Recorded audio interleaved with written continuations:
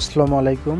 এখন আমি আপনাদের দেখাবো গুগল সার্চ কনসোল থেকে অন্যজনকে কিভাবে অ্যাক্সেস দিবেন। তো যারা নতুন আমার ভিডিওটা দেখতেছেন, এখন পর্যন্ত আমার চ্যানেলে সাবস্ক্রাইব করে রাখেননি, তো অবশ্যই আমার চ্যানেলে সাবস্ক্রাইব করে রাখবেন এবং পাশে থাকা বেল আইকনটি বাজিয়ে রাখবেন।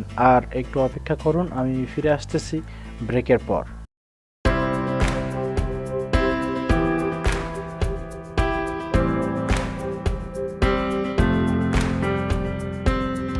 ফিরে আসলাম ব্রেকের পর। তো চলুন শুরু করা যাক। তো প্রথমত আমি একটা ব্রাউজার ওপেন করলাম, দেন ব্রাউজার ওপেন করার পর এখানে গিয়ে লিখবেন গুগল সার্চ কনসোল, লেখার পর এন্টারে ওকে করলাম।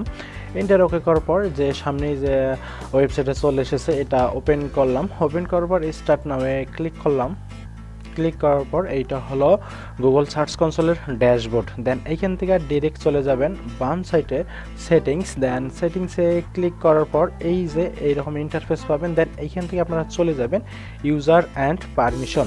তো এইখানে ক্লিক করার পর এই যে এখানে অ্যাড ইউজার লেখা রয়েছে, তো অ্যাড ইউজারে ক্লিক করার পর আপনারা এখানে আপনাদের মেলটি দিবেন, enter your mail then @gmail.com দেওয়ার পর আর কি এরকম আপনারা এখানে একটা মেল দিবেন। তো মেল দেওয়ার পর এখানে পারমিশন কি দিবেন, আপনারা রেস্ট্রিকশন এখানে ফুল দেন না অনার দেন, ফুল এবং অনার দিবেন।